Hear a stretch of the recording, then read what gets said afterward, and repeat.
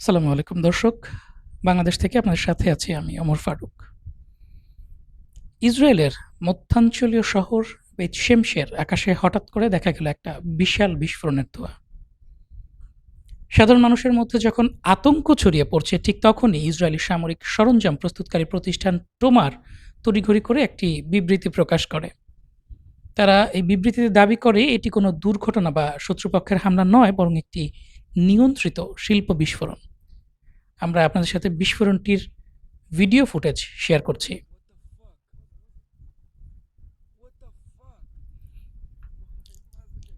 এই বিস্ফোরণের গুরুত্ব বুঝতে হলে আমাদেরকে বুঝতে হবে আসলে টোমার কে, কেন তারা এত গুরুত্বপূর্ণ।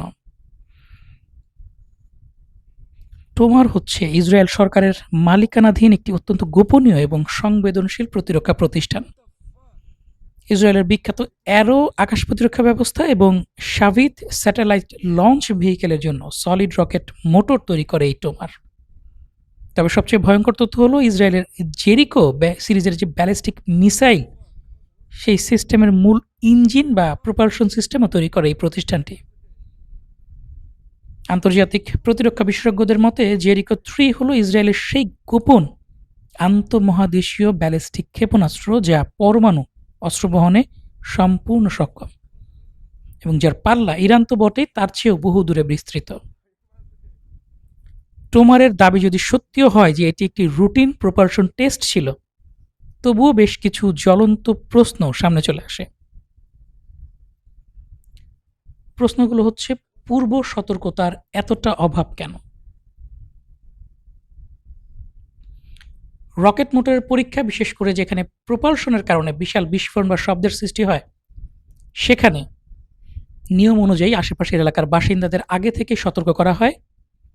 বেইত শেমেশ এবং রামলে অঞ্চলের মতো ঘন বসতিপূর্ণ এলাকার কাছে এমন একটা পরীক্ষা আগাম কোনো নোটিশ ছাড়া কেন করা হলো? এবং টোমারের কাছ থেকে যে বিবৃতিটি এসেছে সেটি কিন্তু সম্পূর্ণ অস্পষ্ট। বিস্ফোরণের পরপরই টোমারের যে বিবৃতিটি, তা ছিল তথ্যহীন এবং সংক্ষিপ্ত। রকেট মোটর পরীক্ষার সময় সাধারণত নির্দিষ্ট প্রোটোকলকে মেনে পরীক্ষা করা হয়, কিন্তু কোনো সতর্কতামূলক সাইরেন না বাজিয়ে হঠাৎ এমন বিশাল বিস্ফোরণ কোনো ব্যর্থ পরীক্ষার ফল, নাকি তাড়াহুড়া করা বা নতুন কোনো অস্ত্রের ট্রায়াল, নাকি ইরান গোপনে কোনো হামলা পরিচালনা করেছে? এখনো পর্যন্ত আমরা যতটুকু জানি, ইসরায়েল যতটুকু প্রকাশ করছে, এটি হচ্ছে একটি নিয়ন্ত্রিত সামরিক শিল্প পরীক্ষা। তবে এটি না হওয়ার সম্ভাবনাই বেশি। শুধুমাত্র যে ইসরায়েলে হামলা হয়েছে, ইসরায়েলের পারমাণবিক মিসাইলগুলোর ইঞ্জিন যে কোম্পানিটি তৈরি করে সে কোম্পানিতে হামলা হয়েছে তাই না, সংযুক্ত আরব আমিরাতের বারাকা পারমাণবিক বিদ্যুৎ কেন্দ্রেও ড্রোন হামলা হয়েছে। হামলায় বিদ্যুৎ কেন্দ্রটির মূল সীমানার ঠিক বাইরে থাকা একটি বৈদ্যুতিক জেনারেটরে আগুন ধরে যায়, তবে এতে কোনো হতাহতের ঘটনা ঘটেনি বলে জানায় কর্তৃপক্ষ। আমরা সেই আরব আমিরাতের পরমাণু স্থাপনার ছবি আপনাদের সাথে শেয়ার করার চেষ্টা করছি। এই পারমাণবিক স্থাপনাটিতে কিন্তু হামলা হয়েছে এবং হামলায় কোনো হতাহতের ঘটনা ঘটেনি বলে কর্তৃপক্ষ জানিয়েছে। আন্তর্জাতিক পরমাণু শক্তি সংস্থাকেও আশ্বস্ত করেছে আরব আমিরাত। তারা জানিয়েছে এই ড্রোন হামলার পরও বিদ্যুৎ কেন্দ্রটির পারমাণবিক সুরক্ষা ব্যবস্থা পুরোপুরি স্বাভাবিক রয়েছে এবং তেজস্ক্রিয়তা ছড়ানোর বিন্দুমাত্র ঝুঁকি নেই। এই হামলার দায় এখনও কেউ স্বীকার করেনি। এই সংবাদটি জানিয়েছে মিডল ইস্ট স্পেকটেটর এবং এরপর সংযুক্ত আরব আমিরাত বারাকা পারমাণবিক বিদ্যুৎ কেন্দ্রের ড্রোন হামলার বিষয়টি নিশ্চিত করেছে। আরব আমিরাত তার রাষ্ট্রীয় সম্প্রচার মাধ্যমে মিনিস্ট্রি অফ ডিফেন্সের একটি বিজ্ঞপ্তি প্রকাশ করে, যেখানে তারা এই বিষয়টি স্বীকার করে নেয়। তারা বলে এই হামলায় 3টি ড্রোন এসেছে পশ্চিম সীমান্ত থেকে, অর্থাৎ সৌদি আরবের দিক থেকে। দর্শক, সৌদি আরবের দিক থেকে এরকম একটি হামলা হওয়া, এটি সৌদি আরব যে করেনি এটি মোটামুটি নিশ্চিত, এবং ইরান তো ঠিক বিপরীত প্রান্তে, অর্থাৎ ইরানের পক্ষ থেকে এটি হয়নি। সম্ভবত হামলাটি হয়েছে হুতিদের কাছ থেকে। একই সাথে ইসরায়েলের পরমাণু মিসাইল তৈরি যে কারখানা আছে, শিল্প কারখানা, সেখানে হামলা এবং তার পরবর্তীতে সংযুক্ত আরব আমিরাতের পরমাণু বিদ্যুৎ কেন্দ্রে হামলা একটি নিঃসন্দেহে একটি বার্তা দিচ্ছে যুদ্ধটা কোন দিকে যাচ্ছে। হয়তোবা মূল যুদ্ধ এখন আমরা শুরুই হয়নি, আমরা এখনো দেখিনি। যাই হোক দর্শক, এই যখন অবস্থা তখন একটি চাঞ্চল্যকর খবর প্রকাশিত হয়েছে যেখানে দাবি করা হয়েছে ইরাকের মরুভূমিতে ইসরায়েলের গোপন সামরিক ঘাঁটি ছিল, এখনো আছে। এই সামরিক ঘাঁটি থেকে হামলা চালানো হয় ইরানে, এবং যখন স্থানীয় লোকজন সেই সামরিক ঘাঁটিতে কি হচ্ছে দেখতে যায় তখন সেই লোকগুলোকে পাখির মতো গুলি করে মেরে ফেলা হয়। আমরা সেই প্রতিবেদনটির ছবি আপনাদের সাথে শেয়ার করছি। ইসরায়েল অন্তত 1 বছরের বেশি সময় ধরে পশ্চিম ইরাকে গোপনে 2টি সামরিক ঘাঁটি পরিচালনা করছে, যা ইরানের বিরুদ্ধে অভিযানে ব্যবহৃত হয়েছে বলে জানায় মার্কিন গণমাধ্যম নিউ ইয়র্ক টাইমস। গত 3রা মার্চ ইরাকের পশ্চিম মরুভূমিতে একটি ঘাঁটির সন্ধান পায় স্থানীয় মেষপালক আওয়াদ আল শাম্মারি। তিনি বাজারে যাওয়ার পথে মরুভূমির একটি অবতরণ স্থলের কাছে হেলিকপ্টার, সেনা সদস্য ও তাঁবু দেখতে পান এবং পরে সামরিক কর্তৃপক্ষকে বিষয়টি জানান। প্রত্যক্ষদর্শীদের দাবি, পরে একটি হেলিকপ্টার তার ট্রাককে ধাওয়া করে হামলা চালায়, এতে তিনি নিহত হন। কর্মকর্তাদের ভাষ্য অনুযায়ী ওই ঘাঁটির প্রস্তুতি 2024 সালের শেষ দিক থেকেই চলছিল এবং 2025 সালের জুনে ইসরায়েল ইরাক সংঘাতের সময় এটি বিমান সহায়তা, জ্বালানি সরবরাহ ও চিকিৎসা সহায়তার কাজে ব্যবহৃত হয়। পরে ইরাকি সামরিক কর্তৃপক্ষ এলাকায় তদন্তে গোয়েন্দা টহল পাঠালে তারা গুলির মুখে পড়ে, এতে একজন ইরাকি সেনাও নিহত হয় এবং আরও 2 জন আহত হয়।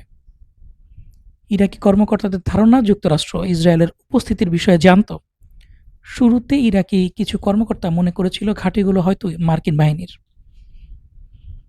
পরে মার্কিন কর্মকর্তারা নিশ্চিত করেন যে সংশ্লিষ্ট বাহিনী আমেরিকার নয়। এরপর ইরাকি কমান্ডাররা সিদ্ধান্তে পৌঁছান যে ঘাঁটিগুলো ইসরায়েলের নিয়ন্ত্রণে ছিল।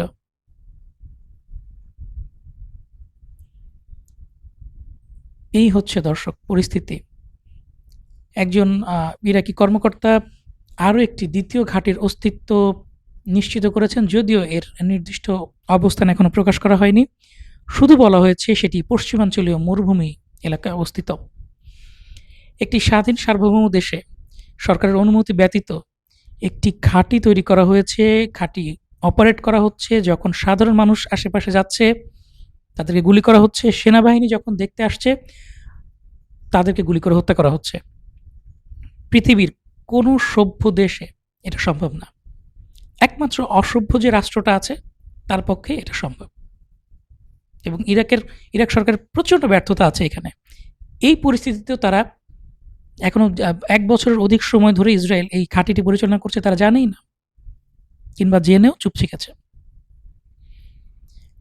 এই যুদ্ধাবস্থার মধ্যে থেমে নেই আলোচনার টেবিলে বসার আগেই নিজেদের অনড় অবস্থানের কথা প্রকাশ করেছে ওয়াশিংটন এবং তেহরান, এবং পাল্টাপাল্টি কঠোর শর্ত দিয়েছে 2টি দেশ। ইরানের সংবাদ মাধ্যম ফার্স নিউজের বরাতে 2 দেশের দাবিগুলো প্রকাশ পেয়েছে। আমরা প্রতিবেদনটি আপনাদের সাথে শেয়ার করছি। যুক্তরাষ্ট্র দাবি করেছে ইরানকে কোনো ধরনের যুদ্ধের ক্ষতিপূরণ দেয়া হবে না। ইরানের 400 কেজি ইউরেনিয়াম যুক্তরাষ্ট্রের হাতে তুলে দিতে হবে। ইরানের মাত্র একটি পরমাণু স্থাপনা সচল রাখা যাবে। অবরুদ্ধ বা ফ্রিজ করা কোনো ইরানি সম্পদ মুক্তি দেয়া হবে না। যুদ্ধবিরতি কোনো স্থায়ী গ্যারান্টি নয়, এটি সম্পূর্ণ আলোচনার অগ্রগতির ওপর নির্ভরশীল। এর পাল্টা ইরান কিছু পূর্বশর্ত দিয়েছে। ইরান বলেছে লেবানন সহ সব ফ্রন্টে অবিলম্বে পূর্ণাঙ্গ যুদ্ধবিরতি মেনে নিতে হবে। ইরানের ওপর থাকা সব ধরনের নিষেধাজ্ঞা প্রত্যাহার করতে হবে। অবরুদ্ধ সকল ইরানি সম্পদ অবমুক্ত করতে হবে। যুদ্ধের ক্ষয়ক্ষতি বাবদ ক্ষতিপূরণ দিতে হবে। হরমুজ প্রণালীর ওপর ইরানের পূর্ণ সার্বভৌমত্বের স্বীকৃতি দিতে হবে। অর্থাৎ 2টি দেশ সর্বোচ্চ কঠোর অবস্থান থেকে আলোচনা চালিয়ে যাচ্ছে, বিন্দুমাত্র ছাড় দিচ্ছে না, এবং মোটামুটি নিশ্চিত হওয়া যায় যে আলোচনা থেকে খুব বেশি কিছু আশা করা যায় না। হয়তোবা যুদ্ধটি আরেক দফা সামনে এগিয়ে যাবে, আরেক দফা যুদ্ধ হবে, তারপর হয়তোবা কোনো একটি দেশ পিছিয়ে আসতে পারে বা কিছুটা ছাড় দিতে পারে। এখনো পর্যন্ত পরিস্থিতি যা, ইরান যেভাবে জবাব দিচ্ছে, ইরানের পিছিয়ে আসার সম্ভাবনা কম।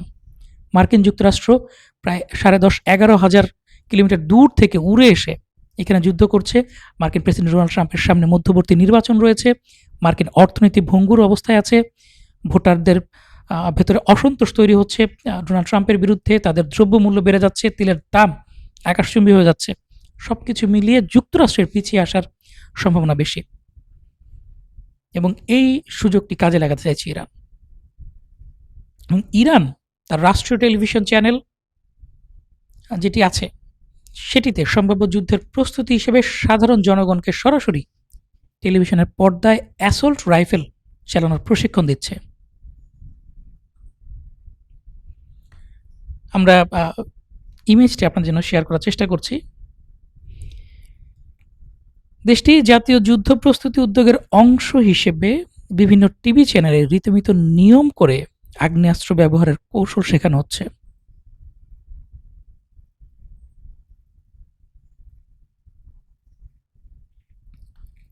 অর্থাৎ ইরান এই যুদ্ধটাকে জনযুদ্ধে রূপ দিতে চাইছে। অর্থাৎ ইরানের প্রত্যেকটি নাগরিককে ইরান এই যুদ্ধে টেনে নিয়ে আসতে চাইছে, এবং নিজের স্বাধীনতা, সার্বভৌমত্ব এবং যে অধিকার রয়েছে ন্যায়সঙ্গত, সেগুলোকে টিকিয়ে রাখতে চাচ্ছে। এখনো মাথা বিসর্জন দেয়নি। এই যখন অবস্থা, তখন পশ্চিম ইরানের তেলফানে মাটির 18 মিটার গভীর থেকে উদ্ধার করা হয়েছে 2000 পাউন্ডের ওজনের একটি MK-84 বোমা। আমরা আপনাদের জন্য নিউজটি শেয়ার করার চেষ্টা করছি। দেখছিলেন, পশ্চিম ইরানের তেলফানে মাটির 18 মিটার গভীর থেকে উদ্ধার করা 2000 পাউন্ড ওজনের একটি MK-84 বোমা। টানা 6 দিনের দীর্ঘ খনন কাজ ও বিশেষজ্ঞদের নিবিড় পর্যবেক্ষণের পর অবশেষে বিশাল আকারে এই বোমাটি নিরাপদে নিষ্ক্রিয় করা সম্ভব হয়।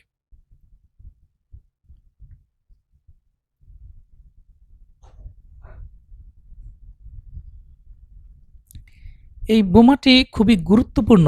আপনারা বোমাটির বিশাল আকার বোমাটি সম্পূর্ণ নিষ্ক্রিয় করার পর এর বর্তমান ছবিটি দেখতে পাচ্ছেন। 6 দিন খনন করে বোমার মাটির যতটা গভীরে চলে গিয়েছে সে পর্যন্ত যেয়ে তারপর কিন্তু বোমাটিকে উদ্ধার করা হয়। এবং এই বোমাটি উদ্ধারের মাধ্যমে ইরান কিন্তু অনেকটা বলা যায় যে আমরা যে বলতাম না, গনিমতের মাল পেয়েছে। কারণ মার্কিন যুক্তরাষ্ট্র 30-40 বছর গবেষণার পর এই ধরনের হেভি বাংকার বাস্টার বোমা, যেগুলো একেবারে সুড়ঙ্গের মাটির নিচে যে সুড়ঙ্গ তৈরি করা হয়, টানেল তৈরি করা হয়, সেই টানেলের গভীরে যেয়ে তারপরে বিস্ফোরিত হয়। সাধারণ বোমা কি হয়, মাটিতে পড়ে বিস্ফোরিত হয়, মাটির ওপরে ধ্বংসযজ্ঞ চালায়। কিন্তু যখন কোনো গোষ্ঠী মাটির নিচে অনেক গভীরে সুড়ঙ্গ তৈরি করে হঠাৎ করে সুড়ঙ্গ থেকে বাইরে এসে কিছু ধ্বংসযজ্ঞ চালায় বা যুদ্ধ করে আবার সুড়ঙ্গে নিরাপদে ফেরত চলে যায়, তখন কিন্তু সেই গোষ্ঠীটিকে শনাক্ত বা আঘাত করা যায় না, কারণ মাটির অত গভীরে বোমাটা যায় না। মার্কিন যুক্তরাষ্ট্র দীর্ঘ সেই ভিয়েতনাম যুদ্ধের পর থেকে এই সুড়ঙ্গের ভেতরে যে বিস্ফোরিত হবে এমন বোমার প্রযুক্তি নিয়ে কাজ করছে, এবং তাদের 30-40 বছরের পরিশ্রমের পর এই ধরনের বোমা তারা তৈরি করেছে। এই বোমাটির রিভার্স ইঞ্জিনিয়ারিং কিন্তু ইরানের জন্য এখন খুব সহজ, এবং শুধুমাত্র যে ইরান রিভার্স ইঞ্জিনিয়ারিং করবে তাই না, ইরান চাইলে এটি রাশিয়া এবং চীনকেও দিতে পারে, এবং তারাও কিন্তু রিভার্স ইঞ্জিনিয়ারিং মাধ্যমে আমেরিকার এই দশকের পর দশক মেধা ব্যয় করে যেই বোমাটি তৈরি করেছে সেটি জাস্ট রিভার্স ইঞ্জিনিয়ারিং করে কয়েক মাসের মধ্যে তৈরি করে ফেলতে পারে। এবং এই ধরনের বোমা যদি ইরান গণভাবে উৎপাদন করে, এবং ইসরায়েলের যে বাংকারগুলো আছে, কোনো একটা মিসাইলের হামলা হলে ইসরায়েলি দৌড়ে যে বাংকারে ইঁদুরের মতো লুকিয়ে পড়ে, সেই বাংকারগুলোতে যদি এই ধরনের বোমা ব্যবহার করা হয়, ইসরায়েল কিন্তু নাস্তানাবুদ হয়ে যাবে। তাই এই খবরটি অত্যন্ত গুরুত্বপূর্ণ। ইরান যদি এটি রিভার্স ইঞ্জিনিয়ারিং করতে সক্ষম হয়, মধ্যপ্রাচ্যের হিসাব নিকাশ পাল্টে যাবে। এই যখন পরিস্থিতি, তখন ইরানের চীন বিষয়ক বিশেষ প্রতিনিধি নিযুক্ত করা হয়েছে পার্লামেন্ট স্পিকার মোহাম্মদ বাঘের গালিবাফকে। এই বাঘের গালিবাফ কিন্তু ইরানি দলের নেতৃত্ব দিচ্ছেন এবং আমরা ধারণা করেছিলাম যে ইরানের পররাষ্ট্রমন্ত্রী আব্বাস আরাকচি আ ইরানের আলোচক দলের নেতৃত্ব দিবেন, কিন্তু পরবর্তীতে দেখা গেল যে বাঘের গালিবাফ আলোচক দলের নেতৃত্ব দিচ্ছেন এবং এ থেকে বোঝা যায় তিনি বর্তমানে শীর্ষ নেতৃত্বের মধ্যেও সবচেয়ে ওপরের অবস্থানে আছেন। এছাড়া শুধুমাত্র যে চীনের সাথে কূটনৈতিক সম্পর্ক রয়েছে তাই না, পাকিস্তানের পররাষ্ট্রমন্ত্রী মহসিন নাকভি ২ দিনের রাষ্ট্রীয় সফরে চলে এসেছেন তেহরানে। আজ তিনি দেশটির অর্থাৎ ইরানের পার্লামেন্টের স্পিকার মোহাম্মদ বাঘের গালিবাফের সঙ্গে বৈঠক করবেন। এছাড়াও একটি ভিডিও ফুটেজ প্রকাশ পেয়েছে যেখানে দেখা যাচ্ছে দক্ষিণ লেবাননে একটি গ্রামের ওপর বোমা হামলা করছে ইসরায়েল। আপনারা আগে ভিডিওটি দেখুন, তারপর আমরা এই বিষয় নিয়ে কথা বলবো।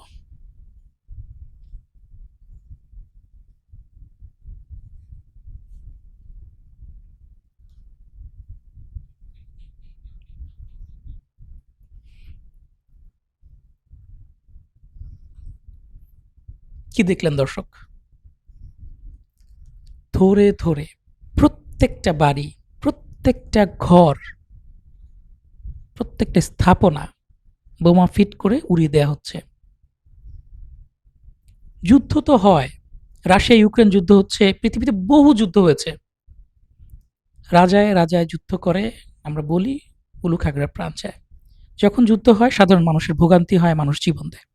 কিন্তু একেবারে একটা জনপদ, একটা শহর, একটা সিটি কমপ্লিট ডেমোলিশন, একেবারে মাটির সাথে মিশিয়ে দেয়া, যুদ্ধের ইতিহাসে এটা নেই। এই ধরনের পুরো কমপ্লিট ডেমোলিশন সম্পূর্ণ মাটির সাথে মিশিয়ে দেয়া গাজায় করেছে এর আগে, এখন করছে লেবাননে। এটা হয় কখন জানেন? যখন আমরা পোকামাকড়ের উপর আক্রমণ করি, যে একেবারে সব শেষ করে ফেলবো। ইসরায়েল ঠিক এই কাজটা করছে। এটা মানুষের কাজ না, এটা পৈশাচিকতা, বর্বরতার সর্বোচ্চ সীমা। চিন্তা করতে পারেন, কোনো ঘর, কোনো বিল্ডিং, কোনো স্থাপনা কিচ্ছু নেই, প্রত্যেকটা জায়গায় যে বোমা ফিট করে উড়িয়ে দেয়া হলো। এটা মানুষের কাজ। পৃথিবীর কোনো সভ্য দেশ এটা করতে পারতো না, এই দেশটি করতে পারছে। এদেরকে আসলে মানুষ বলাই সম্ভব না। এই যখন পরিস্থিতি, তখন ইরানকে হুমকি দিয়েছেন মার্কিন প্রেসিডেন্ট ডোনাল্ড ট্রাম্প। ট্রাম্প বলেছেন ইরানের জন্য সময় দ্রুত ফুরিয়ে আসছে, তাদের দ্রুত পদক্ষেপ নেওয়া উচিত, না হলে তাদের আর কিছুই বাকি থাকবে না। সময় অত্যন্ত গুরুত্বপূর্ণ। ট্রাম্প আবারও হুমকি দিচ্ছেন ইরানের নেতৃবৃন্দকে, তাদেরকে জীবনের হুমকি দিয়ে একটি অসম্মানজনক চুক্তিতে, ইরানের স্বার্থবিরোধী একটি চুক্তিতে সাইন করানোর সর্বোচ্চ চেষ্টায় আছেন মার্কিন প্রেসিডেন্ট ডোনাল্ড ট্রাম্প। তবে ইরান কিন্তু দমে যাচ্ছে না, তারা শীর্ষ নেতৃবৃন্দের জীবন দিয়ে হলেও ইরানের যে অধিকার রয়েছে সেটি কিন্তু বজায় রেখে চলেছে। তাদের নেতৃত্ব মৃত্যুবরণ করছেন, শহীদ হচ্ছেন, সেই স্থলে নতুন নেতৃবৃন্দ আসছেন, তারা শহীদ হচ্ছেন, আবার নতুন নেতৃবৃন্দ আসছেন, কিন্তু জীবন দিয়ে হলেও তারা ইরানের স্বার্থবিরোধী কোনো চুক্তিতে মার্কিন যুক্তরাষ্ট্রের সামনে নতি স্বীকার করে চুক্তি স্বাক্ষর করেনি। এই যখন অবস্থা, তখন ইরানের প্রেস টিভি জানিয়েছে গত ২৪ ঘন্টায় ইসরায়েলি লক্ষ্যবস্তুতে অন্তত ১৯টি সামরিক অভিযান চালানোর দাবি করেছে হিজবুল্লাহ। দখলকৃত অঞ্চল সংলগ্ন লেবানন সীমান্ত ছাড়াও দক্ষিণ ফ্রন্টের আরও ভেতরে থাকা ইসরায়েলি অবস্থান, সেনা ও সামরিক সরঞ্জাম লক্ষ্য করে এসব হামলা চালানো হয়। এছাড়াও দক্ষিণ লেবানন ইসরায়েলি সামরিক অবস্থান লক্ষ্য করে অ্যাটাক ড্রোন নিক্ষেপ করেছে হিজবুল্লাহ। আমরা সেই ভিডিওটি আপনাদের সাথে শেয়ার করার চেষ্টা করছি।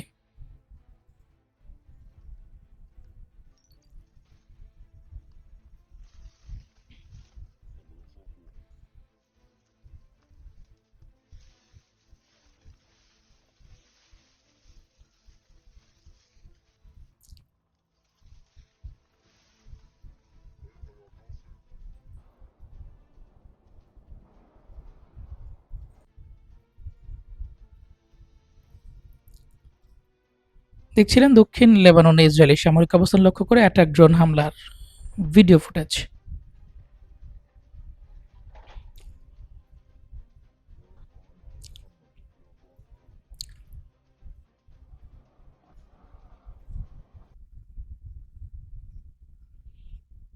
দর্শক, আটলান্টিক একটি মার্কিন সাময়িকী আটলান্টিক একটি প্রতিবেদন প্রকাশ করেছে যেখানে তারা বলেছে চীন থেকে এক ধরনের খালি হাতে ফিরে এসেছেন মার্কিন প্রেসিডেন্ট ডোনাল্ড ট্রাম্প।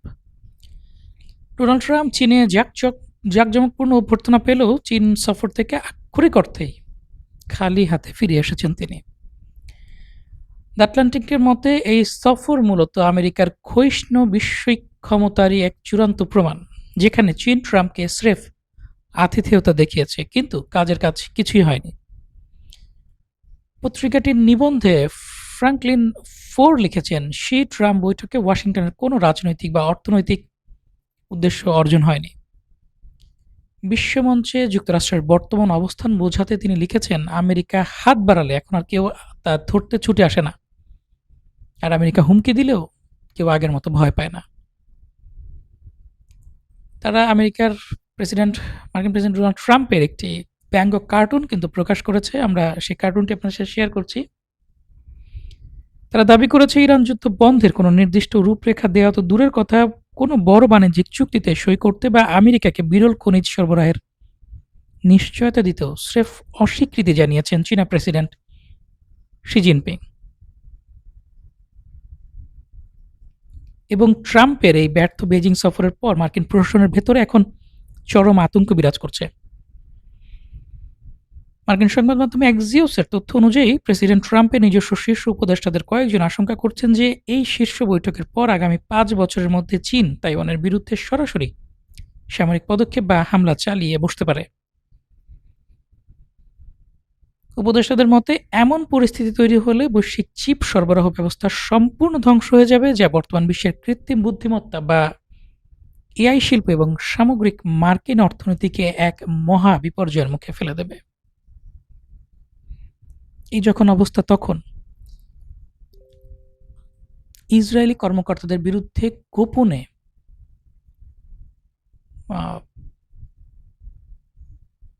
গ্রেফতারি পরোয়ানা জারি করেছে আইসিসি।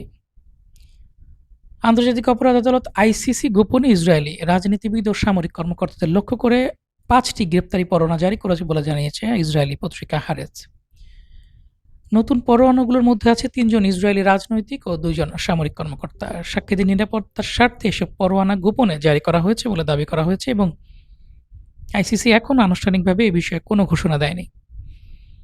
অভিযুক্তদের নামও প্রকাশ করা হয়নি। এর আগে 2024 সালের নভেম্বরে গাজায় যুদ্ধাপরাধের অভিযোগে ইসরায়েলের সাবেক প্রধানমন্ত্রী বেনিয়ামিন নেতানিয়াহু এবং সাবেক প্রতিরক্ষামন্ত্রী গ্যালান্তের বিরুদ্ধে গ্রেফতারি পরোয়ানা জারি করেছিল আইসিসি। আইসিসির সদস্য 124টি দেশে আইনি বাধ্যবাধকতার আওতায় অভিযুক্ত ব্যক্তিরা তাদের ভূখণ্ডে প্রবেশ করলে গ্রেফতার হতে বাধ্য থাকবেন। দর্শক, এই ছিল এখনকার মতো আমাদের হাতে সর্বশেষ সংবাদ। পরবর্তী সংবাদ দেখার আমন্ত্রণ জানিয়ে বিদায় নিচ্ছি। আল্লাহ হাফেজ। আসসালামু আলাইকুম।